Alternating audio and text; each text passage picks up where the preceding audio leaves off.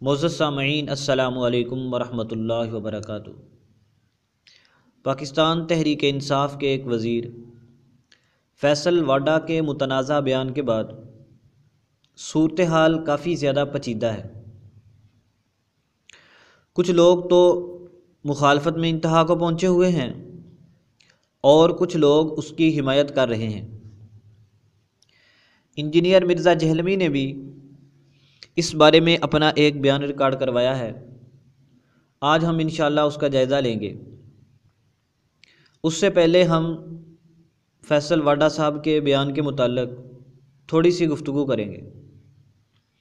पहली बात यह है, चाहे कोई बंदा मजहबी हो या सियासी हो, दीनी मामलात में गुफ्तगू करते हुए इंतहाई एहतियात से काम लेना चाहिए। अगर दौरान गुफ्तगू किसी बंदे से कोई ऐसा जुमला निकल जाए कि जिससे ये ख़दशा हो कि ये जुमला शरीयत के मुखालिफ है, तो वो उसका कलाम, उसका जुमला मुफ्तियाने किराम के सामने रखा जाए सियाको सबाक के साथ। वो उसका जो मतलब बयान करें हर बंदा उसको तस्लीम करे। ना तो हर बंदा मुफ्ती बनने की कोशिश करे और ना ही हर बंदा फ़ेसबुक पर, सोशल मीडिया पर बैठकर किसी पर फतवा लगाए। ये एक दीनी मामला होता है और दीनी मामलात में गुफ्तगू करना इंतहाई नाजुक मामला है। जब हम किसी को काफिर या गुस्ताख कहते हैं, इसका मतलब पता क्या होता है कि हम उसको जन्नत की सरहद से निकाल कर जहन्नम में गिरा रहे हैं। तो गिराने से पहले ये देख लिया जाए आया वो शख्स इसका मुस्तहिक है या नहीं है, और इसका फ़ैसला करना हर बंदे का काम नहीं। अगर कोई ऐसा मामला हो जाए और वो मामला बिगड़ जाए तो फिर मुहक्किकीन मुफ्तियाने किराम को चाहिए कि वो इस पर गौर व फिक्र करके शरीयत के उसूलों को देखकर कोई राय दे। तीसरी बात यह है कि जब कोई बंदा कोई ऐसी गुफ्तगू कर जाए कि जिसमें आपको लगे कि ये शरीयत के मुखालिफ है, तो फ़ुक़हा का एक उसूल सामने रहे। हम उसको दिलो जान से तस्लीम करते हैं कि अगर एक शख्स के कलाम में 100 एहतिमालात निकल सकते हों, 99 एहतिमाल कुफ्र की तरफ जाते हों और सिर्फ़ एक एहतिमाल इस्लाम की तरफ जाता हो, तो तुम उसका एहतिमाल वो लो जो इस्लाम की तरफ जाता है। तो अब ये जो फ़ैसल वाडा साहब का बयान है, उसमें भी फ़ुक़हा के इसी उसूल को मद्देनज़र रखना चाहिए, ख़ास तौर पर उस जुमले को कि बतौर वज़ीर आज़म के वो सबसे बड़े लीडर हैं। बाकी इसका फ़ैसला तो उलमा किराम ही करेंगे। और किसी बंदे को भी मुफ्तियाने किराम के अलावा, जो बड़े मुफ्तियाने किराम हैं, उनके अलावा किसी बंदे को भी ना कोई नारा, ना कोई ज़हन सादी, ना कोई पोस्टें, ना कोई तकरीरें, ना कोई गुफ्तगू। जब वो फ़ैसला दे दें उसके बाद अगर वो करार दे दें कि वाकई ये जुमला गुस्ताखाना है, तो फिर उसको सज़ा मिलनी चाहिए। अगर वो कह दें कि ये जुमला गुस्ताखाना नहीं है, तो फिर हर बंदे को खामोशी इख्तियार करनी चाहिए। बग़ैर किसी वजह के, बग़ैर बनती जुड़ती बात के किसी मुसलमान के बारे में ऐसी बात कहना जायज़ नहीं है। अब हम आते हैं इंजीनियर मिर्ज़ा जहलवी की तरफ। इससे इसी बारे में पूछा गया। अव्वलन तो इसको इस बारे में बात ही नहीं करनी चाहिए थी, क्योंकि ये एक दीनी मामला है और दीनी मामलात को हल करना, मसाइल को हल करना उलमा और मुफ्तियों का काम है। ये एक जाहिल इंजीनियर है, इसको क्या पता दीनी मामलात का। हर मामले में ये टांग अड़ाना शुरू कर देता है, इसका तो बोलना ही गलत है। दूसरी बात, अगर ये कुछ कहना भी चाहता है तो इसको चाहिए था कि उस बंदे के जुमलों को बयान करता, अगर उनको सही समझता तो उसके मुताबिक दलाइल कायम करता, अगर उसको गलत समझता है तो उसके मुताबिक गुफ्तगू करता, बात ख़त्म हो जाती, ताकि लोगों को पता चल जाता कि उसने जो बात कही है वो मिर्ज़ा इंजीनियर की नज़र में सही है या गलत है। सही पर यह दलाइल हैं, गलत पर यह दलाइल हैं, बात ख़त्म है। लेकिन ये खबीसुन नफ्स इंसान फ़ैसल वाडा से शुरू हुआ और इसने औलिया किराम के बारे में वो घटिया जुमले, वो घटिया बातें वो घटिया ज़हन साजी की है कि आप सुन ले, आप हक्के बक्के रह जाएंगे कि पाकिस्तान में ऐसे लोग मौजूद हैं जो औलिया किराम से इतना ज़्यादा बुग़्ज़ रखते हैं और जिन लोगों में शर्मो हया नाम की कोई चीज़ नहीं है। हमारे कुछ साहिबों को हमसे इख्तलाफ है कि आप सख्ती करते हैं। आप मुझे बताएं, इसने पता इस तकरीर में क्या कहा है, इस बयान में? आप हमारा जवाब सुनने से पहले आप उसकी गुफ्तगू सुन लिया करें। सिर्फ हमारी गुफ्तगू सुनकर आप नतीजा ना निकाला करें। जो जवाबी बयान होता है उसमें पहले ये देखा जाता है कि जिसका जवाब है उसने क्या कहा है, ताकि आपको दोनों की बातें, दोनों का लहजा, दोनों का अंदाज़ पता चल जाए। हम तो मजबूर हैं, अगर उसी लहजे में इसको जवाब न दिया जाए, इसको तो बात समझ ही नहीं आती। अभी हम इंशाल्लाह इसको बतलाएंगे। इसने कशफुल महजूब, जो हज़रत अली हजवेरी रहमतुल्लाह अलैह, जो हिंदो पाक के मोतबर तरीन बुज़ुर्गों में से हैं, हर बंदे के दिल में उनका एहतराम है और हम उनके दरबार पे होने वाली खराफात, बिदआत, रसूमात, शिरक वगैरह से बिल्कुल बरी हैं। इसका ये मतलब नहीं है कि बंदा बुज़ुर्ग से ही बेजारी का इजहार कर दे। इसने कहा कशफुल महजूब के बारे में कि ऐसी किताब लिखने वालों पर, ऐसी किताब छापने वालों पर और ऐसी किताब की तारीफ़ करने वालों पर अल्लाह की लानत हो, फरिश्तों की लानत हो, तमाम लानत करने वालों की लानत हो। यह कोई छोटी बात है? कितनी बड़ी बात इसने की है। दूसरा ये कहता है कि अगर उसने गुस्ताखी की है तो तुम्हारे फलां फलां बुजुर्ग ने भी की है। आपको पता है कि ये बंदा ऐसी बातें करके क्या करना चाहता है? ये असल में ईसाइयों के हाथ मजबूत करता है कि जब तुम्हारे ऊपर मुसलमान गुस्ताखी का फतवा लगाएं तो फ़ौरन इनके बुजुर्गों की बातें पेश कर दिया करो। तुम्हें पता है ये तुम्हारे साथ क्या करना चाहता है? ये हिंदुओं के हाथ मजबूत कर रहा है, ताकि अगर मुसलमान तुमसे कोई ऐसी बात करें तो तुम फ़ौरन कहो कि तुम्हारे बुजुर्ग तो रसूल पाक सल्लल्लाहु अलैहि वसल्लम की गुस्ताखी करते थे। इसका मकसद क्या है?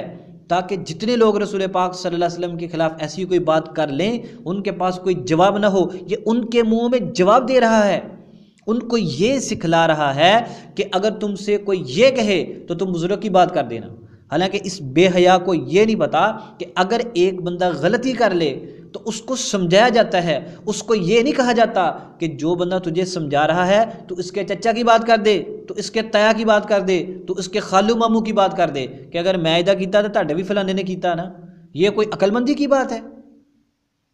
उसको बात समझानी चाहिए ताकि वो बंदा इकरार, ऐसे वो कैसे इकरार करेगा? वो तो जर्री होगा। अगर मैंने बात कर दी तो मैं कौन सा पहला हूँ, दूसरे भी तो करने वाले हैं। हालांकि इस घटिया शख्स को ये नहीं पता कि बात, सिर्फ बात को नहीं देखा जाता बल्कि बात करने वाले कायल को भी देखा जाता है। उसका जहन, उसका अकीदा, उसकी सोचे, उसके मुताबिक फैसला किया जाता है। बलागत में एक जुमला बोला जाता है कि मौसम बहार ने फसलों को सरसब्दो शदाब कर दिया। अब ये जुमला एक मुसलमान भी बोलता है और यही जुमला एक काफिर भी बोलता है। जुमला एक है लेकिन दोनों का मतलब अलग अलग है। हम मतलब अलग कैसे लेंगे? दोनों की जहनीत को देखकर। जब मुसलमान कहता है कि मौसम बहार की वजह से फसलें सरसब्ज हो गई, खेत सरसब्ज हो गए, अब उसका मतलब क्या है? वो मौसम बहार को ज़ाहरी सबब समझ रहा है, हकीकी सबब नहीं। हकीकी सबब तो अल्लाह का हुक्म है। अगर काफिर से पूछा जाए तो यही कहेगा कि फसलों की ये खूबसूरती और ज़मीन की हरियाली यह मौसम बहार की वजह से है। वो हकीकी और ज़ाहरी सबब दोनों मौसम बहार को समझ रहा है।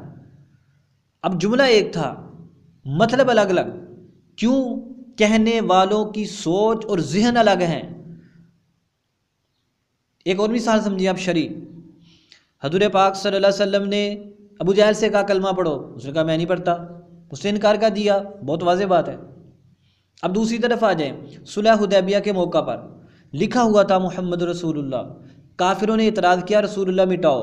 हजूर पाक सल्लल्लाहु अलैहि वसल्लम ने हज़रत अली रज़ी अल्लाह तआला अन्हु को हुक्म दिया, अली मिटा दो। तो क्या हज़रत अली ने मिटाया? अहले सुन्नत की मौत पर किताबों में और शिया की किताब में भी लिखा हुआ है हज़रत अली रज़ी अल्लाह तआला अन्हु ने मिटाने से इनकार कर दिया। इनकार अबू जहल ने भी किया। इनकार सैयदना अली रज़ी अल्लाह तआला अन्हु ने भी किया, लेकिन दोनों पर एक तरह का फतवा नहीं लगेगा। उसका इनकार दुश्मनी में है, सैयदना अली रज़ी अल्लाह तआला अन्हु का इनकार इश्क व मोहब्बत में है कि या रसूलल्लाह नहीं हिम्मत मेरे हाथों में कि आपके नाम के साथ रसूलुल्लाह जैसे अजीम अल्फाज को मैं मिटाऊं। यही मतलब है उनका। तो ये कहता है कि अगर यही बात बुजुर्ग करे तो गुस्ताखी नहीं, फलां करे तो गुस्ताखी है। अब पता चला इन दो मिसालों का जवाब दोगे तुम्हारे अंदर हिम्मत है। अच्छा, फिर इसने बात की कशफुल महजूब में कि कशफुल महजूब में ऐसी बातें लिखी हुई हैं, इसने लिखने वालों पर लानत की। उससे पहले क्या कहता है कि हम उसकी तरफ मंसूब है बुजुर्गों की तरफ, कहते हैं हम तो मानते ही नहीं उन्होंने ये बात की हो। और तेरी इनकार करने से क्या होता है, ये किताब उन्हीं की है, उन्होंने लिखी हुई है। आज तक उलमा, फ़ुक़हा, औलिया इस किताब को उनकी किताब ही करार देते हैं। पाको हिंद के उलमा सुलहा के ऊपर लिखी जाने वाली एक बड़ी मशहूर किताब है, उसमें हज़रत सैयदना अली बिन उस्मान हजवेरी रहमतुल्लाह अलैह के अहवाल हैं। किताब का नाम है नुज़हतुल ख़वातिर, जिल्द नंबर 1 सफ़ा नंबर 68-69 पर आप देख सकते हैं। उन्होंने क्या लिखा हुआ है हज़रत अली बिन उस्मान हजवेरी के बारे में, अश-शैख़ुल इमामुल आलिमुल फ़क़ीहुज़ ज़ाहिदु। कितने खूबसूरत अल्फाज के साथ उन्होंने हज़रत अली बिन उस्मान हजवेरी रहमतुल्लाह अलैह का जिक्र किया है। और आगे वो लिखते हैं, और उनकी किताबों में से एक कशफुल महजूब है। ये किताब हज़रत अली बिन उस्मान हजवेरी की ही है। और आगे फिर उन्होंने लिखा, वहुवा मिनल कुतुबिल मुअतबरतिल मशहूरति इंद अहलिल इल्मि वल मारिफति, कि ये उन किताबों में से है जो अहले इल्म और अहले मारिफत लोगों के यहाँ मशहूर भी हैं, मोतबर भी हैं। ये किताब हज़रत अली बिन उस्मान हजवेरी रहमतुल्लाह अलैह की ही है, और ये किताब अहले इल्म और मारिफत के यहाँ मोतबर भी है, मशहूर भी है। इसलिए तुम्हारा इनकार करना ये बिल्कुल फजूल और बातिल है। बाकी तुम्हारा ये कहना कि इसमें गुस्ताखियाँ हैं या फलां है, असल में गुस्ताखियाँ नहीं है, ये तुम्हारे जहन का गंद है, जिसकी वजह से तुम्हें बुज़ुर्गों की सादा इबारात भी गुस्ताखी नज़र आती है। इसने पहली बात पेश की है हज़रत दाऊद अलैहिस्सलाम के मुताल्लिक़, जिस तरह इसने कहानी बयान की। कशफुल महजूब में इस तरह नहीं लिखा, कशफुल महजूब में सिर्फ इतना लिखा हुआ है कि जिस तरह के दाऊद अलैहिस्सलाम की नज़र एक नामुनासिब जगह पर पड़ी, औलिया की औरत को देखा, बस उनके इतनी इबारत पेश की है उन्होंने। बाकी उन्होंने साफ शुक्र की बात की है। अच्छा, इस जाहिल को साफ शुक्र का नहीं पता, गलत मतलब और गलत तशरीह बयान कर रहा था उसकी, और इसके सामने बैठने वाले गूंगे वो दांत निकालते रहते हैं। और तुम्हें बात का ही नहीं पता, जब पूरी का तुम तसव्वुफ की किताबें पढ़ो तुम्हें पता चले कि साफ शुक्र का मतलब क्या होता है। अच्छा, वो मतलब इसने बयान कर दिया। फिर इसने हज़रत दाऊद अलैहिस्सलाम के इस वाक़े को लेकर हज़रत अली बिन उस्मान हजवेरी रहमतुल्लाह अलैह पर चढ़ाई की और लानते और पता नहीं क्या क्या कुछ कर रहा था। तो पहली बात हमने बतला दी कि हज़रत अली बिन उस्मान हजवेरी रहमतुल्लाह अलैह नेक मुत्तकी परहेज़गार बुज़ुर्ग थे। उस वक्त से लेकर आज तक के बुज़ुर्ग उलमा फ़ुक़हा उनकी अज़मत पर मुत्तफ़िक हैं, और कशफुल महजूब उन्हीं की किताब है। अहले इल्म क्या ये मशहूर भी है और मोतबर भी है, किसी तरह की कोई इसमें गुस्ताखी नहीं लिखी हुई। बाकी जो दाऊद अलैहिस्सलाम वाले वाक़े की बात की है, हम इससे ये पूछते हैं, पहली बात तुम ये बतलाओ कि ये जो वाक़या लिखा हुआ है, ये वाक़या इन्होंने तो मुख्तसर लिखा है ना, तफसील के साथ वाक़या कि आपकी नज़र पड़ी, फिर वो फ़ौजी को आगे भेज दिया, उसकी बीवी से निकाह कर लिया, लंबी बात। ये बनी इसराइली रिवायत वहाँ पर ये मौजूद है। आजकल जो ईसाई बाइबल पढ़ते हैं, उस बाइबल में पुरानी किताबें भी हैं इंजीलों के अलावा, तो उनमें ये वाक़या मौजूद है तफसील के साथ। आत्म सही बुखारी एक रिवायत सुनाते हैं, नबी पाक सल्लल्लाहु अलैहि वसल्लम ने फरमाया, वहद्दिसु अन बनी इसराइल वला हरजा, कि बनी इसराइल से रिवायतें लेकर बयान कर दिया करो, कोई हरज नहीं है। सही बुखारी हदीस नंबर 3461। हदीस पाक का क्या हुक्म है कि बनी इसराइली रिवायत बयान कर दिया करो, कोई हरज नहीं है। अगर इस हदीस मुबारका के मुताबिक हज़रत शेख अली बिन उस्मान हजवेरी रहमतुल्लाह अलैह ने एक इसराइली रिवायत बयान की है, तो उन्होंने तो हदीस मुबारका के मुताबिक अमल किया है। तुम उनकी मुखालफत क्यों कर रहे हो? ये इल्ज़ामी जवाब बताओ कि हुज़ूर पाक सल्लल्लाहु अलैहि वसल्लम ने इजाज़त दी, उन्होंने बयान कर दी, तुम उन पर फतवा क्यों लगा रहे हो? तुम रसूल पाक सल्लल्लाहु अलैहि वसल्लम पर लगाओ ना, तुम्हारा पता चले। तुम कहो जी उनमें तो गुस्ताखाना वाक़यात है, गुस्ताखाना इबारात और चीज़ें हैं। अच्छा, तो फिर रसूल पाक सल्लल्लाहु अलैहि वसल्लम ने इजाज़त क्यों दी है?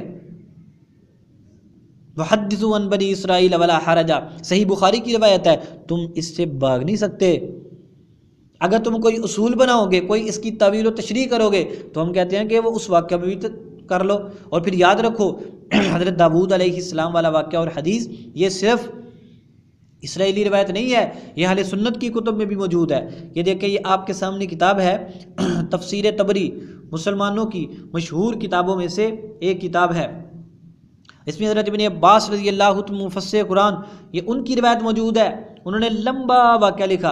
आप ज़रा देखें आखिरी सतर पर क्या लिखा हुआ, फ़रआ इम्रअतन, फिर उनकी नज़र पड़ी एक औरत पर। तफसीर इब्न जरीर तबरी जिल्द नंबर 21 सफ़ा नंबर 181। ये सिर्फ हज़रत इब्न अब्बास रज़ियल्लाहु तआला अन्हु का कौल नहीं, उन्होंने नबी पाक सल्लल्लाहु अलैहि वसल्लम की मरफू रिवायत भी नकल की है। ये देखें, हमसे बयान किया यूनुस, मुझसे बयान किया यूनुस ने, वो कहते हैं हमको खबर दी इब्न वहब ने, वो कहते हैं मुझको खबर दी इब्न लहिया ने, वो रिवायत करते हैं अबी सखर से, वो यजीद अर्रकाशी से, वो अनस बिन मालिक रज़ियल्लाहु तआला अन्हु से, मैंने अल्लाह के रसूल सल्लल्लाहु अलैहि वसल्लम को सुना कि बेशक अल्लाह के नबी दाऊद सल्लल्लाहु अलैहि वसल्लम की जब नज़र पड़ी औरत पर। अब बतलाओ, अगर इस रिवायत और वाक़या को बयान करने में हज़रत अली बिन उस्मान हजवेरी मुजरिम है, तो जनाब हज़रत इब्न अब्बास के बारे में क्या ख्याल है, और इस तबरी के बारे में क्या ख्याल है, और ये जितने रावी हैं उनके बारे में क्या ख्याल है, क्या वो सारे गुस्ताख हैं? अच्छा, इस एतराज़ से ना जान छुड़ाने के लिए कहता है उन्होंने सिर्फ बयान किया है, इन्होंने नतीजा निकाला है। जरा मुझे एक बात बताओ, एक बंदा एक वाक़या बयान करता है, नतीजा नहीं निकालता, खामोश रहता है, और दूसरा बंदा उससे कोई नतीजा निकालता है। ये बयान करने वाला बयान करता है तो दूसरा बंदा नतीजा निकालता है। पहले चीज़ को बयान किया जाता है, फिर उससे नतीजा निकाला जाता है। और कभी ऐसे होता है कि हम एक चीज़ बयान कर देते हैं, नतीजा नहीं निकालते। मसलन मैं कहता हूँ कि इंजीनियर मिर्ज़ा जहलमी ने फ़लाँ बंदे के साथ पैसों का फ़राड किया है। ये मैंने एक वाक़या बयान कर दिया कि इसने फ़लाँ बंदों के साथ पैसे का फ़राड किया। दूसरा बंदा कहता है इंजीनियर मिर्ज़ा जहलमी फ़राडिया है। अब मैंने एक वाक़या बयान किया और दूसरे बंदे ने ये कह दिया कि फ़राडिया है। अब मैंने जो वाक़या बयान किया है, मेरा उस वाक़या के बयान करने से मकसद क्या है? मैं उसका फ़ायदा तशरीह कोई ना भी बतलाऊँ, तब भी वाक़या को बयान करने का कोई ना कोई मकसद तो होता है ना। तशरीह और तफसीर के अंदर इस वाक़या को बयान करना और बाद में उस पर किसी तरह की जरा न करना, ये क्या बतलाता है कि वो बंदा इससे इस्तिदलाल कर रहा है। अगर अली बिन उस्मान हजवेरी मुजरिम बनते हैं तो तबरी भी नहीं बचते। हज़रत इब्न अब्बास के बारे में क्या कहोगे? इसके पूरे रावी और नबी पाक सल्लल्लाहु अलैहि वसल्लम की तरफ मंसूब ये रिवायत, अगर ये कहे ना इब्न लहिया के बारे में कुछ बात कि इब्न लहिया ऐसे और ऐसे, तो इसको बता देना तुम्हारा पापा ज़ुबैर अली ज़ई लिख क्या नूरुल ऐनैन में कहता है, इमाम अब्दुल गनी बिन सईद अल अज़दी ने कहा कि जब अब्दुल्ला बिन मुबारक, अब्दुल्ला बिन यजीद अल मुकरी, अब्दुल्ला बिन वहाब और वगैरह इब्न लहिया से रिवायत करें तो सही होती है। नूरुल ऐनैन सफ़ा नंबर 184। और ये इब्न लहिया की रिवायत इससे किसने ली है? इब्न वहाब ने। अब बतलाओ, अगर कोई बंदा यजीद रकाशी के बारे में बात करे तो उसको इमाम इब्न अदी का कौल सुना दो कि यजीद रकाशी की रिवायत लेने में कोई हरज नहीं है। अब बताओ जनाब, और याद रखो अगर इस सनद में कोई कमज़ोरी भी हो बिलफर्द वल महाल, तो हज़रत इब्न अब्बास रज़ियल्लाहु तआला अन्हु का शाहिद मौजूद है। कहाँ जाओगे तुम? रिवायत यही तो रिवायत हसन दर्जा तक पहुँच रही है। अब बताओ, अगर इस रिवायत को बयान करने की वजह से अली बिन उस्मान हजवेरी रहमतुल्लाह अलैह पर गुस्ताखी का फतवा लगता है तो बचते तो बहुत सारे लोग भी नहीं हैं। और आज तक लोग तफसीर इब्न जरीर तबरी को पढ़ रहे हैं, किसी ने नहीं कहा यह गुस्ताखाना वाक़या है तफसीर। और इसके अलावा यह बात याद रखें कि ये वाक़या तफसीर बग़वी में मौजूद है और वो मुसलमानों की मोतबर तफासीर में से एक तफसीर है, उसमें भी ये वाक़या लिखा हुआ है, वहाँ पर भी देख सकते हैं। अब उसके बारे में क्या करोगे? तो हम कहते हैं कि अगर कोई इस तरह की रिवायत आ जाए तो पहले तो उसकी तहकीक की जाए। अगर वो रिवायत ठीक है तो फबीहा, अगर वो रिवायत सही नहीं है तो उसको छोड़ दिया जाए। अगर वो रिवायत संदन और मतन के एतबार से ठीक हो तो फिर उसकी तशरीह पे गौर किया जाएगा। इंशाअल्लाह ऐसे नहीं होगा कि हमारी कोई रिवायत सही हो और हमारे किसी शरई असूल के साथ टकराती हो, ऐसे नहीं हो सकता।